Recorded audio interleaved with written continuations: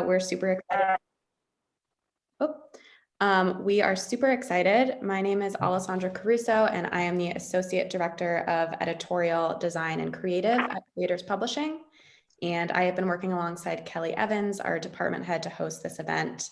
And I have also worked closely with Gustavo Bondoni, who wrote Safe and Sorry, which I have a copy of right here.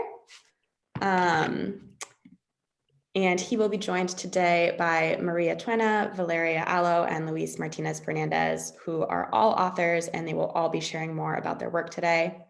We hope to have 15 minutes or so at the end for an audience Q&A. So if you have any questions, please put them in the Zoom chat.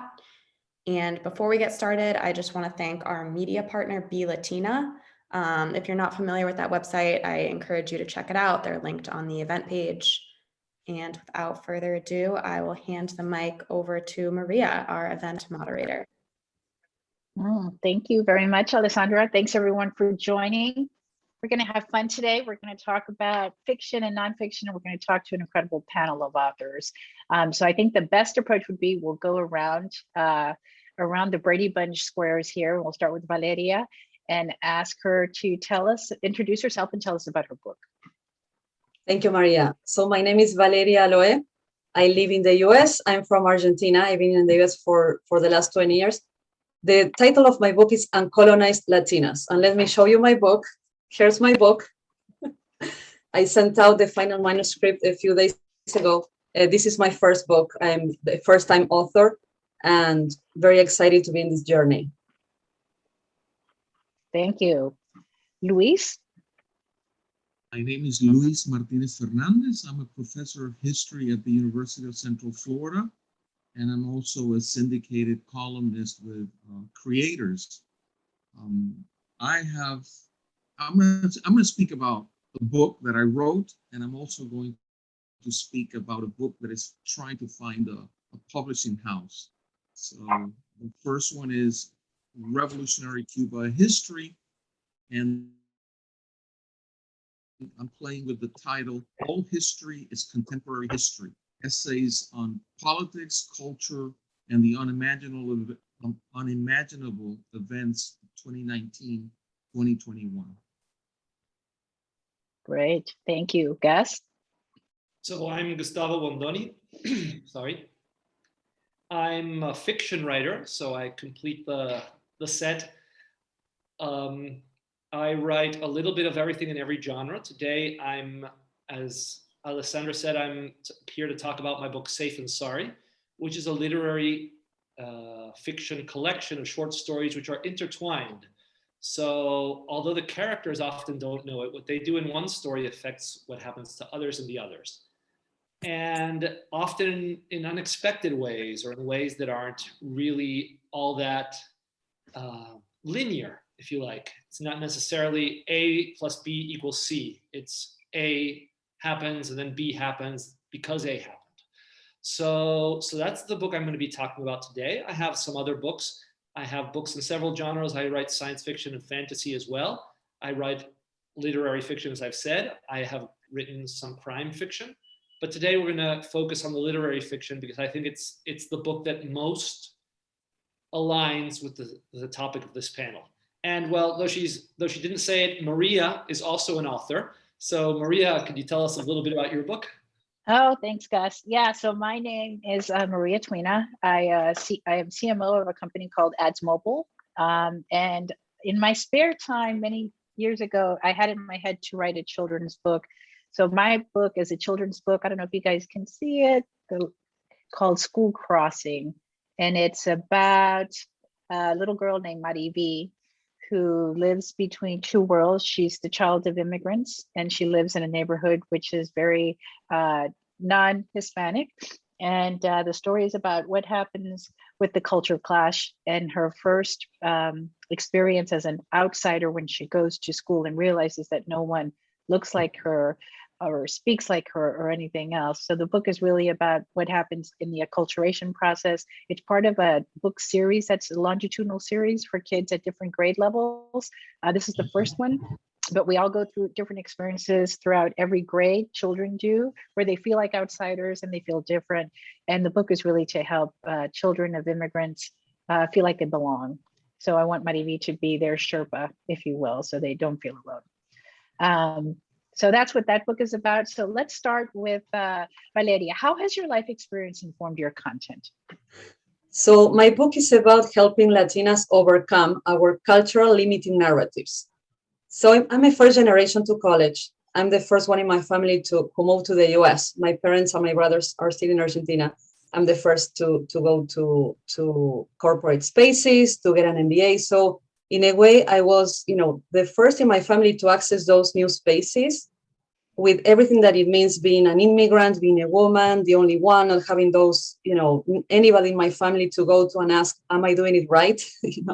So I learned that when I was trailblazing those spaces, I was doubting myself a lot, or feeling undeserving, or trying to comply with gender roles, right, that come from our culture. And then in my consulting work, by working with different Latin entrepreneurs and professionals, I found that I was not the only one. So that was a trigger that invited me to write this book, because I said, I thought I was the only one going through these hurdles and navigating into spaces and trying to figure things out. But then I said, I saw that we are a lot of Latinas who are first generation to those spaces. And that's what, became my inspiration to offer to this book to the world, and what I have learned and the stories of other women. Wonderful. Great. Luis, how has your life experience informed your content? Well, I'll be brief because I became a historian because I had to, because I grew up, I was born in Cuba. Of course, the Cuban Revolution, exile to Peru. Then we were in Peru in 1968. There was a military coup, another exile, migration on top of migration.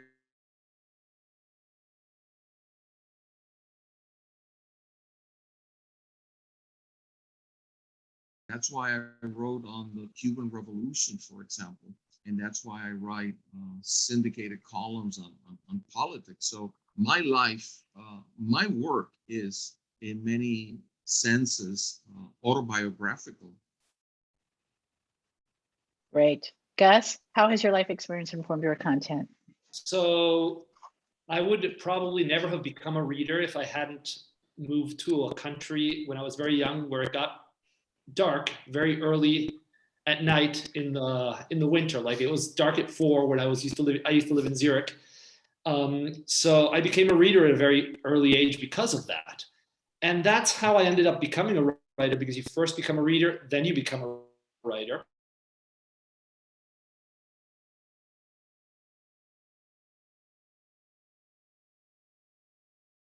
This book, Safe and Sorry, has a lot about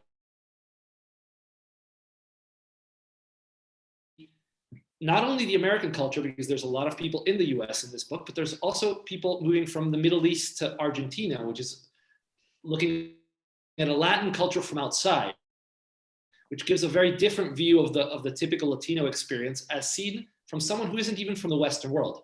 So it's a bit, and the reason I chose a person from the Middle East is that I used to work for a company. I used to have to manage the Middle East, and I used to spend a lot of time in the Middle East.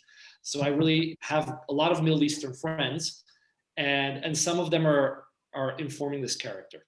So that's, in this particular case, that's where my life experience intersects with this book. Very interesting. So it's clear that our immigrant experience has informed all of our books. Mine is definitely autobiographical in many ways, though it's fiction, but it's informed by some reality, as all of our work typically is, right? And it's my experience as the first US-born daughter of a Spanish and a Cuban immigrant, and being that bridge to the new world, if you will, and the onus that put on me, and then growing up with all of the dynamics that impact that experience. Definitely was the impetus to write, and the need to help other kids get through it. And I think that what's been very interesting about the whole experience, which is that it's very cathartic. It's been very cathartic just to express everything in writing. Psychologists always say just write and write and write, but I hadn't tied writing a book to writing for therapeutic purposes, and that was a big aha for me. All right, so let's keep going. How has your life experience informed the genre you chose to write in? Valeria?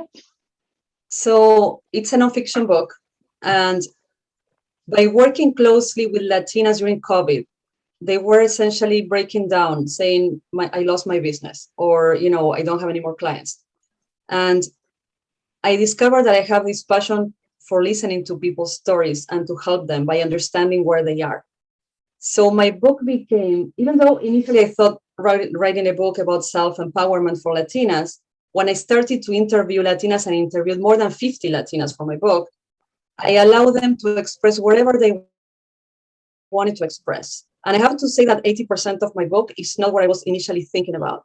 But when I connected with them and their stories, I made it a mission to give them a voice in my book. So that's how I was essentially guided by them. And I followed that. It was very uncomfortable because this is the book that I wanted to write. And then it became, okay, no, there is a whole new universe here that I hadn't seen before. So essentially, I was guided to write, the way that I wrote. Yeah. Interesting. Luis, how about you? Became a historian. I understand that history offers so many insight into the historical phenomena that I write about, including revolution. But then over the last 2-3 years, I began to move into another genre, and that is op-ed writing. And what I have found is that I'm able to use the same skills and the same rigor in those columns, but I also try to make them more readable in terms of trying to write good literature, good essays. So I find it that, when you write a book, in case of history books, you spend 7, 8, 9 years working on the book, and finally it comes out, and then the reviewers have a field day with it. But when you're writing columns, it's a matter of writing a column for the week, and you get immediate feedback.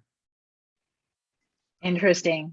Gus, how has your life experience impacted the genre you chose to write? So as I became a reader at a very young age, what I was trying to do was read for entertainment. I mean, we had, back then, this is the early 80s in Switzerland, you had 8 channels on TV, and only one of them was in English, and that one started at 7 o'clock at night, which was like an hour before my bedtime. So I was reading for entertainment. And that's what really pushed me to fiction later in life, because what I feel comfortable reading is what I feel comfortable writing. And I do read nonfiction sometimes, but most of what I read is fiction. And that really has pushed me into writing fiction. And in this book in particular, the genre is literary, because I think that with other genres, the plot and the action will kind of not give the message. And this is a message. This message is about people. This book has a message that's about people and certain experiences, not only the immigrant experience, although that's very big in this book. And the reason literary fiction worked for this one is that you can get that feeling of the people across without the other action taking over and taking all the protagonism. Very interesting. Yeah, I think, again, I think I wrote for a children's book because a couple of things. I guess I needed to really express my own childhood development and the issues I had growing up. And also knowing that there was a huge opportunity for kids that don't see themselves in the media authentically, right? Actually living through having your teacher change your name because she doesn't know how to pronounce it, or being embarrassed about the food you bring for lunch. I mean, those are things that we all live through, and it reinforces we're outsider. So my genre was very specifically chosen to ensure that the feeling from the audience is that you are an insider, you're not an outsider. Okay, how does your life experience inform your writing style and the language you write in, and why? What a good question. So I have to say that personally, my writing style changed a lot in 9 months. I'm a first-time author, remember that. So I needed a lot of I got into a program and I got coaching and editors working with me. So when I see what I wrote in February and I see what what I have now, I'm like, wow, who wrote this, right? I have that impression of, so I see progress. And I'm really thankful for that. You know, the coaches and the editors really helped me perfect my own writing style. It's still my style, but I found a way to be very authentic. It comes very from within, and it took me courage to write about my own story and go vulnerable of my own experiences as an immigrant. And then the writing style that I have has a lot of emotion. I feel that the emotion is the energy that takes you to take action. So I wanted my book to have emotion. And when I brought the stories of all these women in it, I made sure that the emotion comes through, particularly because when we were having those one-on-ones with them, interviewing with them, I have to say that half of them were crying when they told me their stories. So I wanted to honor that, the healing of the trauma that they went through and the processes that we're going through as we heal, still healing generations of trauma and, you know, tough experiences, and also celebrating our victories. All of that is in the book. So I wanted to make sure that the emotion, that was my goal writing, right? The authenticity, really from the heart, that's my style. Mm-hmm. Luis?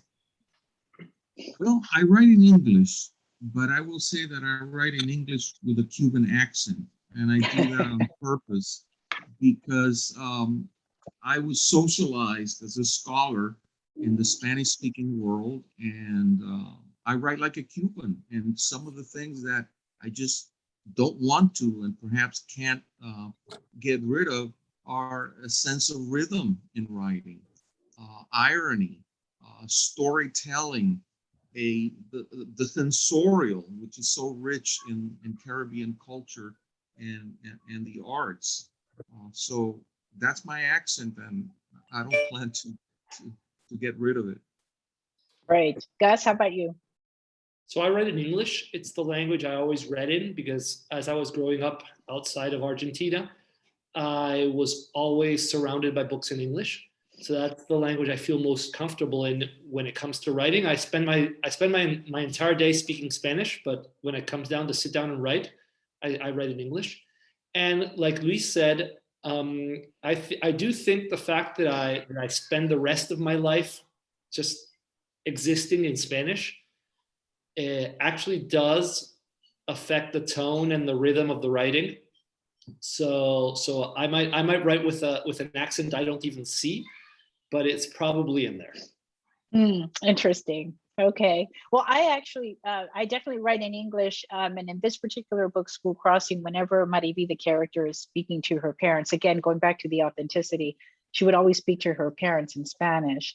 And there was it almost felt like two families when I was growing up, because my parents spoke Spanish to us and Spanish to each other. We spoke Spanish to them, but all 5 siblings only spoke English to each other, unless, of course, someone walked into an elevator and you wanted to say something snarky about it, right? Yeah, I guess. Same experience. I still speak English to my brother who lives in New York. I mean, yeah. I always spoke English to my parents. Yeah, that's the same experience. Exactly. Yeah, that was the experience. So this was written to reflect that, because that's authentically what happens in most multi-generational households. And, you know, the only thing I would say is in terms of the writing style, it wasn't until after it was all over that I realized that when I wrote about my Latino first generation characters, I wrote about them using more emotional verbiage. And when I wrote about the teacher and the American friends, it was much more rational. So definitely the ethos informed the characters, which informed the style, right? Okay, what was the moment that you guys made a commitment to writing? What was that moment when you said, I'm going to do this? Because it's very easy to procrastinate, as we all know. Valeria? COVID. So I found myself home. So I have like a consulting, and I found myself home with no commute. So, and I started to write something in January this year. And then I found a link to this program for first-time authors, and I jumped in and I became part of that. But I had the initial intention of doing it by myself. Then I found this program, I jumped in. So the program forced me to follow a structure and timelines, but I had made the commitment in January. And going back into my New Year's resolutions, December, almost a year ago, I made the resolution of launching a book this year. I wrote that down. I had no idea how that was going to happen. And yeah, amazing how when the intention is clear, things align. Yes, yes. Luis, how about you? Well, I started writing at college at the University of Puerto Rico, where I had wonderful professors and mentors, some of whom were historians, but they also wrote op-ed columns. And basically, I'm at the point that I write every single day. It's something that is habitual to me, and I do it every single day. Oh, interesting. Gus? So I think I didn't actually consciously know it, but I think I made the commitment when I was something like 6 years old, because I used to tell my brother stories, like stories that I would make up, and eventually I would of course be the hero of every story, and he would. But actually a commitment to becoming a writer, I kind of got into it by mistake. So I was writing a joke about one of my friends, and instead of writing just an email, I just said, well, let's put it in the structure like of a novel, and we'll just write the introduction and say, like, there are lots of great lives and blah, blah, blah. This isn't one of them. And so I wrote that introduction, and I actually wrote the first chapter, which is like a chapter from our childhood when we were in high school. And people said, hey, this is really good, keep going. So I actually finished that book. It's out there. So I actually got a publisher for it eventually. But the thing is, I never thought about really becoming a writer until after I wrote that book. And then one day I said, okay, let's try something serious. Let's try a short story. And I wrote it. And I started sending it out to all the markets. This was a science fiction short story. And I started getting rejections, which was something that every writer gets eventually. And at one point, I got home one day from work. I had a bad day at work. I got home like at 9. And waiting for it was a little envelope. So I opened it up, and there was a little magazine, Xeroxed and stapled together. And I looked through it, and suddenly I see my name on the table of contents. These guys hadn't even bothered to tell me they accepted my book, my story. They just sent me a copy of the magazine with a check in it. And that day was probably one of the happiest of my life. I was like literally dancing down the hall. So that was the day I think I said, okay, maybe I can do this. And decided to take it a little more seriously and really start dedicating myself to my craft. So that's wow. Yeah, it was a really strange thing. What a great story. I in hindsight, I'm with Valeria. COVID actually made me decide, you know what? Time is so short. We don't know how long we have. And it's like, why not do something that had been in my mind for 15 years? So I'm in marketing. So I thought, oh, it's her quinceañera. This is when I'm going to get her out. Right. So this was like, it's perfectly aligned. But yeah, COVID was the opportunity to just step back and have the time to reflect and think, why not do this now? So did it definitely during COVID. Okay, so a couple of questions about the writing journey. The greatest surprises and the greatest challenges in the writing journey, and it can be pre and post publication, during publication. What were the greatest surprises and the greatest challenges? Valeria?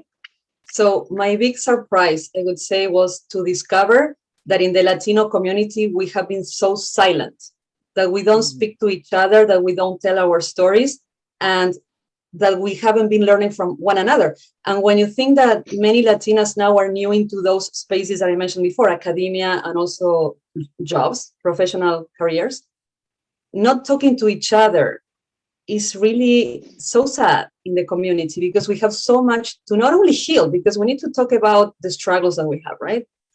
But also the victories. How are you doing it? How is it working for you? How do you find mentors? How do you ask for a salary increase? Things that really we need to learn from one another. So I learned that in the book. That was my big surprise. Wow, there is a huge need in the Latino community to share our stories, what didn't work and what worked. Then the challenging part for me was the edition process. It's just so, writing is one thing, but then reviewing your book and having to cut down and maybe cut this person because I have 5 of these stories already. That was an emotional work for me to cut it down. And I had to, I cut 10,000 words out of, I have a book that is 60,000 words. Cutting down was a lot. And then the edition process in itself, cumbersome, like rereading your work multiple times, and fixing little things here and there. It seems like a never-ending process. So it requires a lot of discipline. That, to me, I didn't expect that to be so challenging for me, because, my work, my family, and everything going on. And then one more thing that I would say, a surprise was that I found many authors in the journey, and that community, that support is so amazing. That was a surprise to me to find that walking the journey together with other people really makes a difference and helps you to get to the finish line. Mhm. Yeah, well said. Luis? For me, one of the challenges is, you know, you need to be true to yourself. And I don't wear any masks either in person. Well, I do during COVID, but I mean masks of pretending to be something that you are not. I don't do that in my writing either. So it's an interesting challenge to do that, not because of issues that I confront with my own writing, but because decisions about publications are made usually by other people. And I write about received, but it also got because I wanted to write a book that I thought was fair, that it was not something that was, pro-Castro or necessarily anti-Castro, just a fair book, and that was a challenge because there are a lot of politics in the publishing world, and then that's before the book comes out, and then once it comes out, there are people who just want to. I guess we live in a post-truth society, and the genre of the book review in a post-truth society is very treacherous. Great. Yeah, very true. Gus? So in my case, I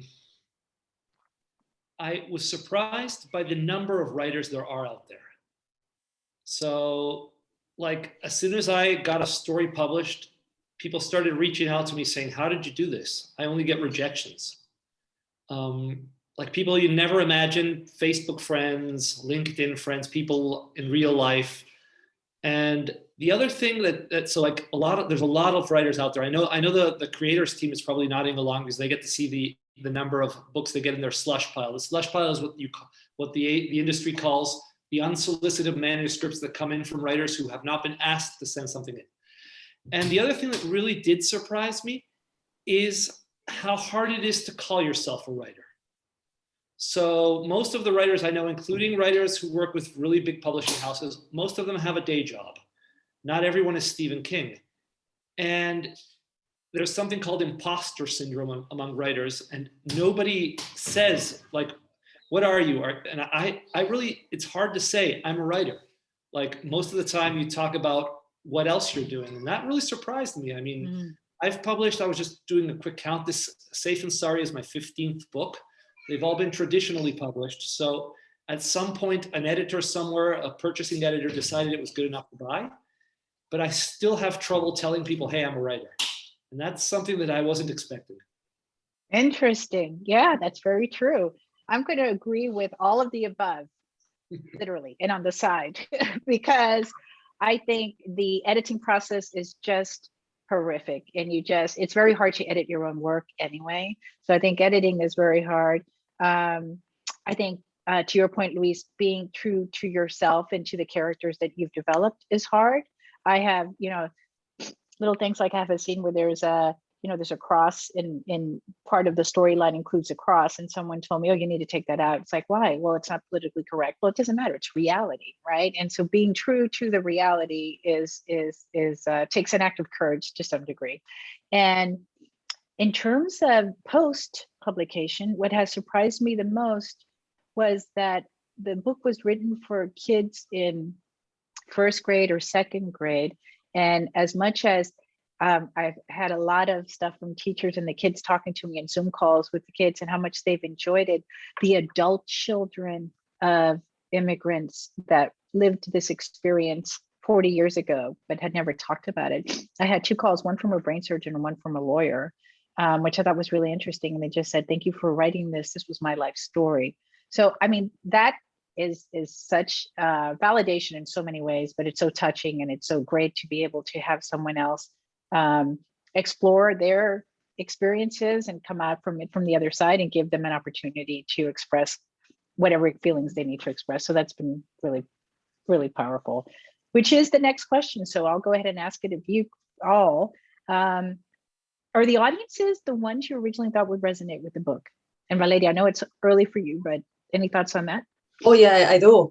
Very different. So I did a crowdfunding, like a pre-sale to crowdfund for my book in Indiegogo. And my book is for Latina women. But can you believe that only 30% of the supporters are Latina women? The rest, the remaining 70%, are allies. Wow. And then I was speaking to them, why are you buying a book? Are you supporting me because, you know, you like me, or, you know, we worked together 20 years ago. Why is it that you are buying a book? And I had Black women and men, white women and men, and then Latino men. Many from the Black community buying the book. And some of them bought 10 books, 15 books, because they have teams in their organization. So my question was, so what's going on? And they said, I want to help Latinas grow in my organization. I understand there is a need. I understand Latinas have unique needs. And I want to just see from within how I can support them. And to me, that was completely eye-opening. And actually, I use that information to edit my book a little bit and also, you know, give something to the allies who will be reading the book. That was very powerful. I had never imagined to encounter something like that. 70% is a huge percentage. Truly, and very interesting, very interesting. Yes. Luis, how about you? Lydia, I'm a historian Ready? and nobody buys 10 of my books. But I'll tell you, I'm a historian and I write for the professional historians, books that are used in the classroom, for example. But I also make an effort to, whenever I sit down to write, to make things appealing to a broader audience.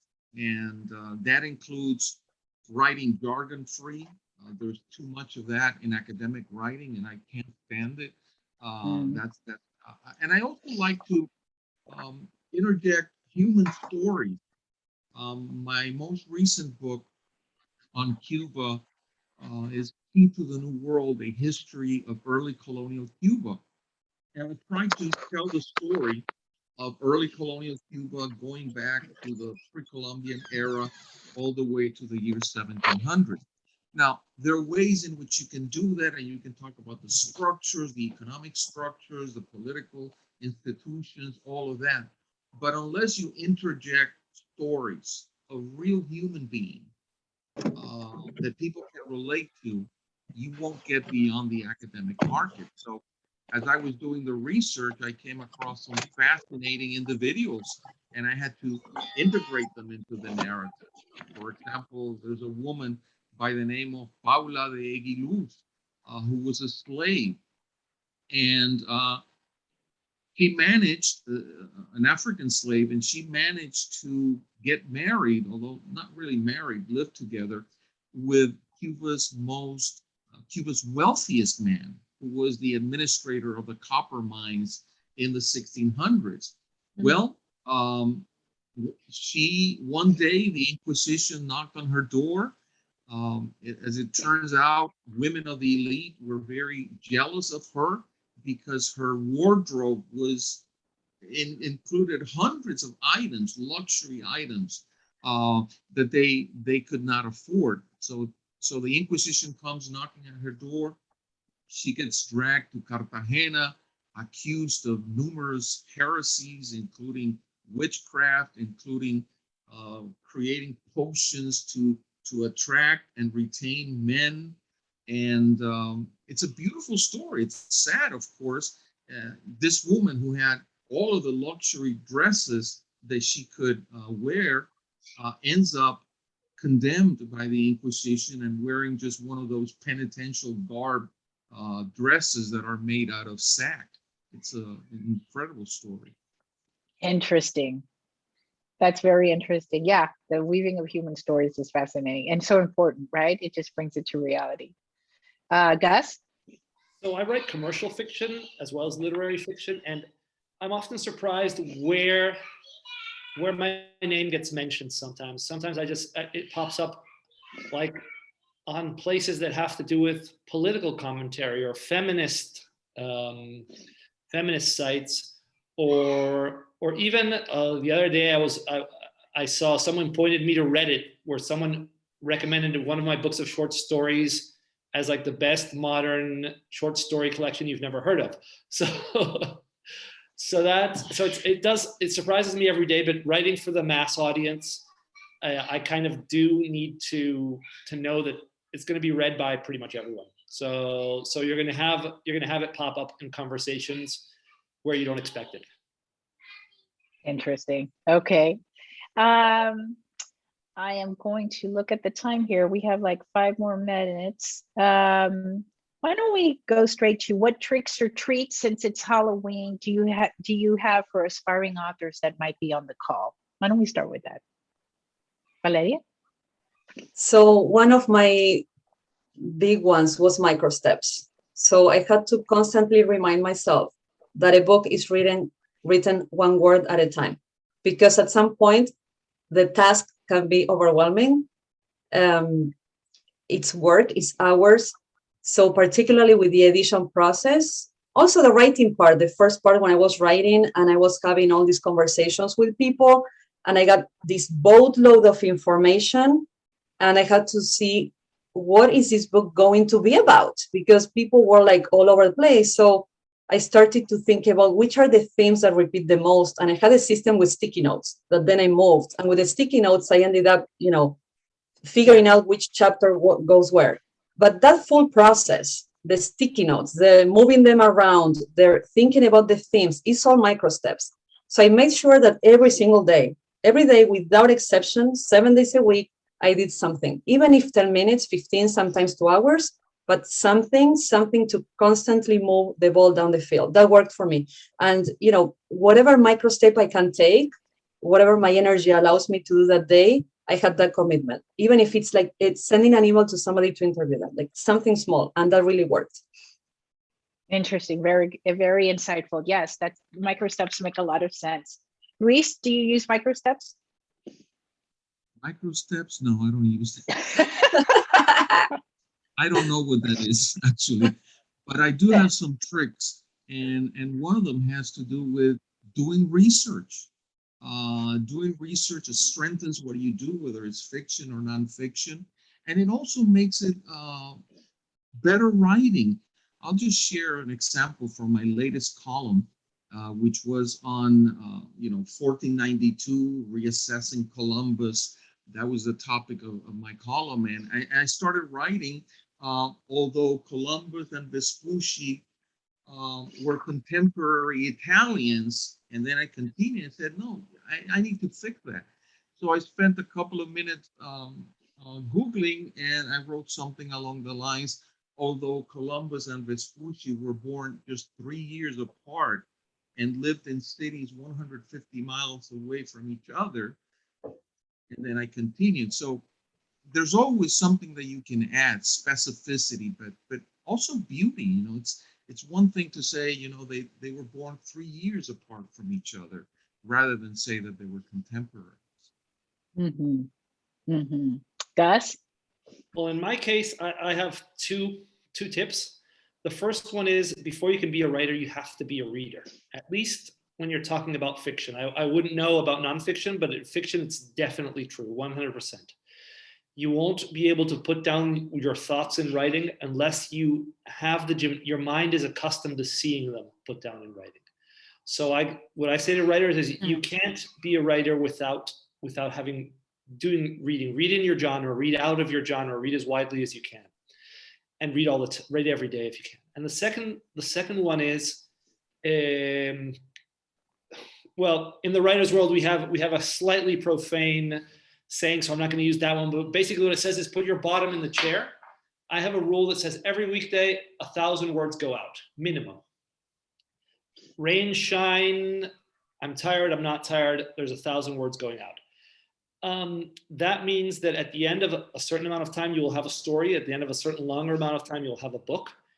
And eventually, if you spend enough time reading and perfecting your craft, that will be publishable prose. And it will be something that someone will like enough to publish it.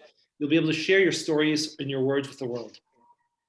Yeah, Yeah, so true. I would just add in terms of tips, have a really good understanding of your characters and build them out as 360 as you can, and even more so, because that definitely helps. You can understand their psychology when they're interacting with other characters in the book for sure, and where their arch will go. And another tip is to not give up. And if you have a voice in your head that's telling you to do something, and 15 years later it only got louder, it didn't diminish, you should probably do it, right? And then what happens is when you start doing it, you see that, call it God, call it the universe, call it whatever you want to call it, there is a power that starts connecting a whole bunch of things for you. And before you know it, you have a designer for the book cover, you have an editor, you have someone who's willing to check your translations, et cetera, et cetera. So have faith and do the work. But if you still have this voice in your head, there's a reason for it, right? All right, so thank you all for answering those questions. I think we're at time. So we have some questions here. I'm going to go ahead and let's see. Here's one. For nonfiction writers, do you sometimes feel like idealism can make your work seem outdated if socioeconomic conditions deteriorate and hopes of political detente or reform subside? Example, the recent protests in Cuba only leading to minor reforms.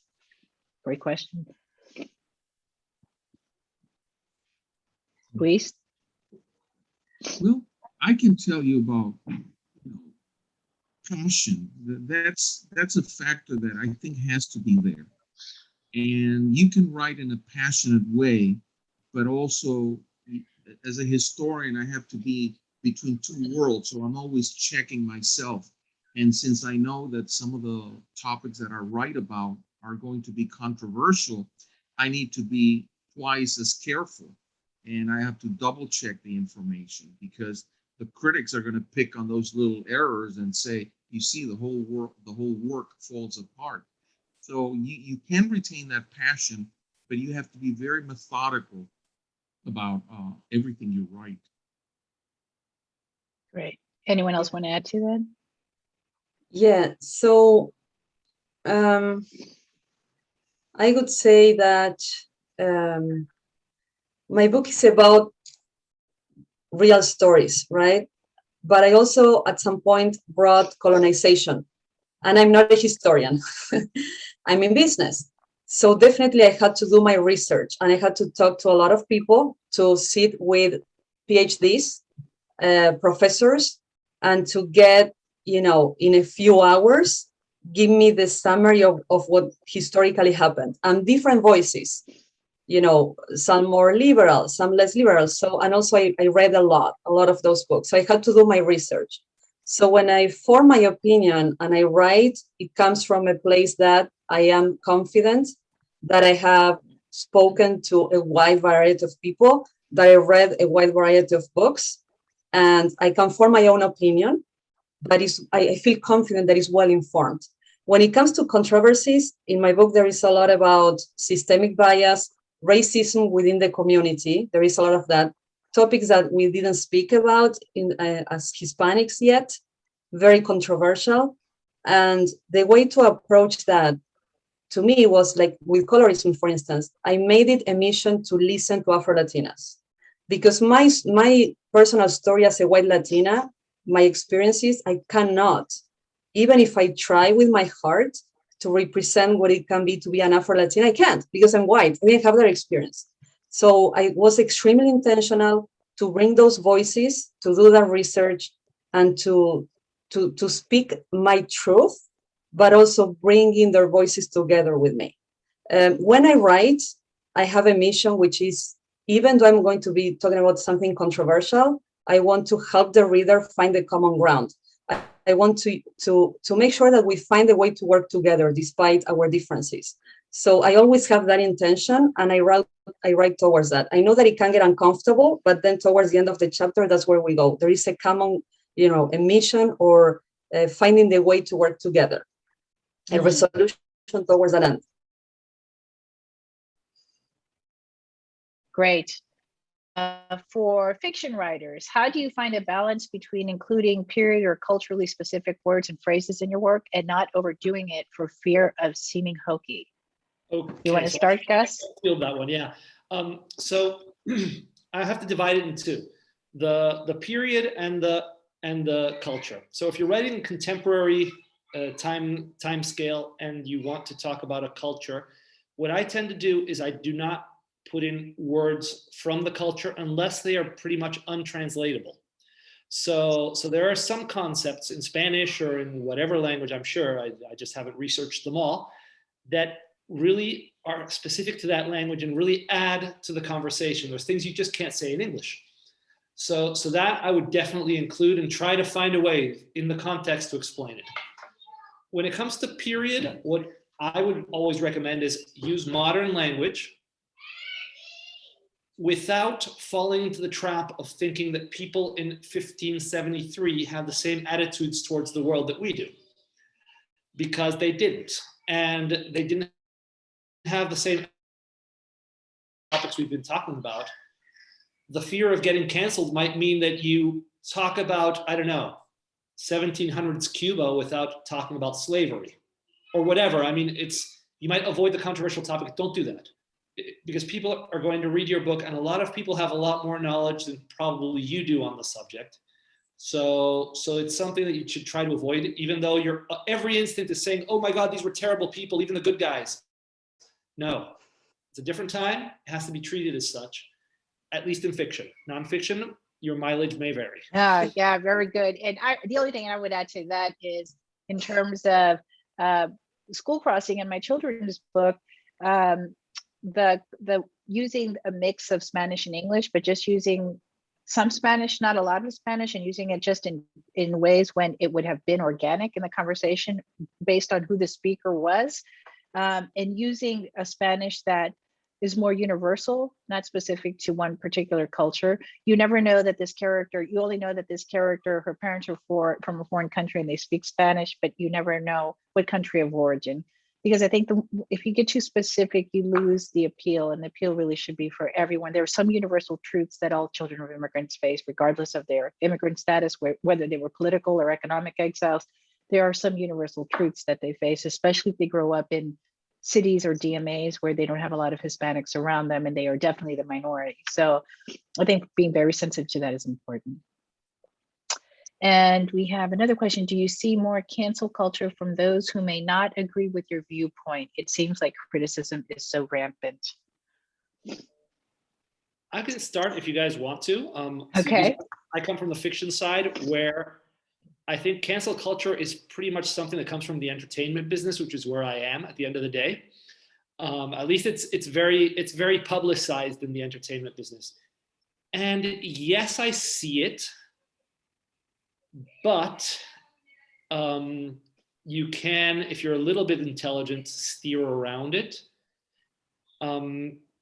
So for example, especially for Latinos will always be seen as neutral. We can write for conservatives, we can write for liberals, because the liberals will assume we're oppressed, and the conservatives will assume we're the classic Republican Latinos. So we can go both ways, and it will be accepted by both camps.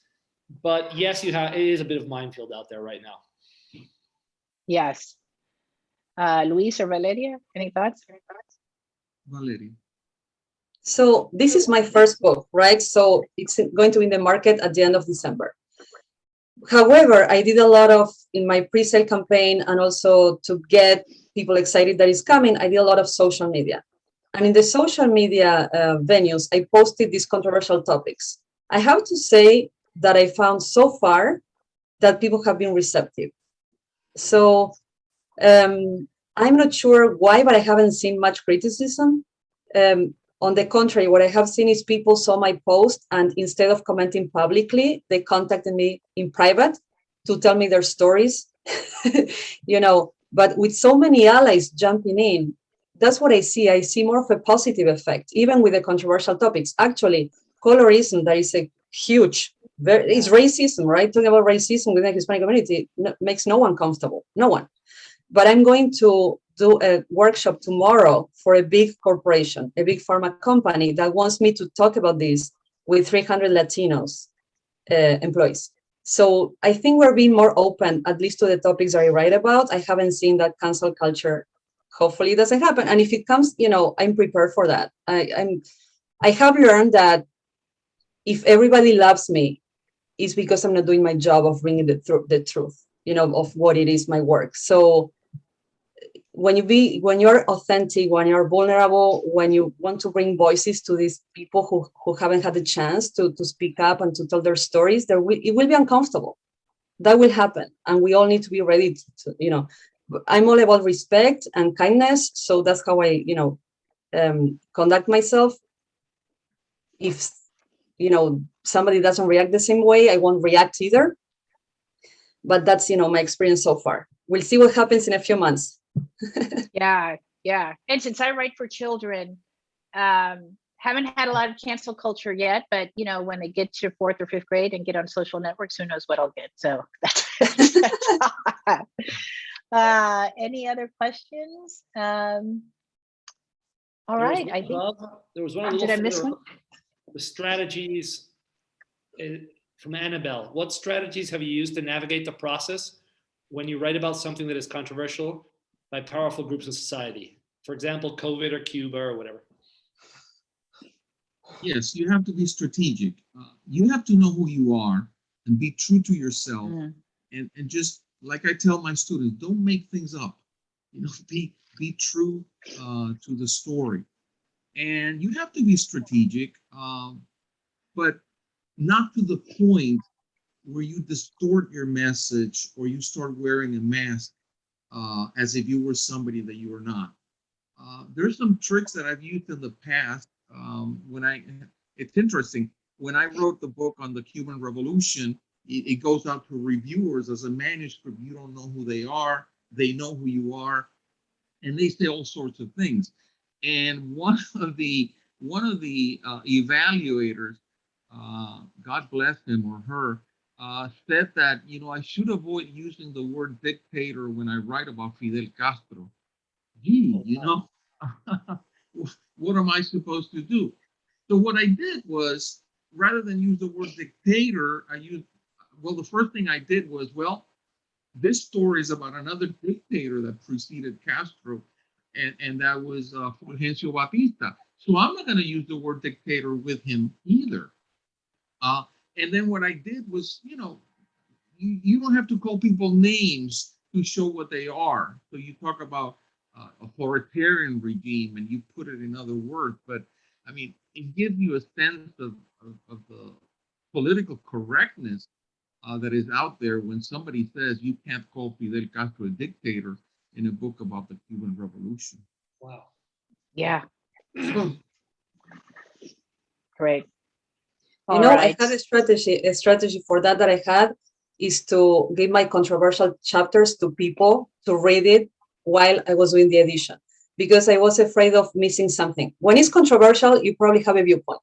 So I wanted to make sure that, okay, I want to listen to others. I want to be open-minded, right? So that's what I did. I sent my most controversial chapters to people to see their reaction. And that really helped me. And also to clarify, when there is controversy, you want to make sure that you're clear in the message. So that feedback helped me to clarify my writing. That makes a lot of sense. That sounds like a really good idea. Yeah. Fiction writers have it easier. I mean, we're writing about characters who have a viewpoint. Right. Represent things. I mean, sometimes I have to write a character who has to be sympathetic to the reader, who has a viewpoint who is completely different from my own. And as soon as you do that once, the reader will probably forgive you a controversial viewpoint expressed in a book because it's a character who's doing it. So it's not like I'm not giving a spin to history or trying to write a book that has a social relevance. My book is for entertainment. It does have its social relevance, but it's mainly between me and the reader what they'll get from it. I'm not doing it explicitly. So it's easier for fiction writers. Absolutely easier for fiction writers. Agree 100%. All right. Well, I think we're at time. So I want to take this opportunity to thank all three of you for joining me today. This has been a lot of fun, very educational too. Alessandra, I don't know if you have any closing remarks. I don't. I want to thank everyone for coming. If you want to check out any of the books, they're all linked on the Eventbrite page. Valeria's is coming out in December, and the other 3 have books live right now that you can get on Amazon. So I encourage you to do so. Great. Thanks for joining, everybody. Appreciate Thanks, it. everybody. Thank you so much. Guys. Happy Thank you. Hispanic Heritage Month. As Yes. Bye-bye.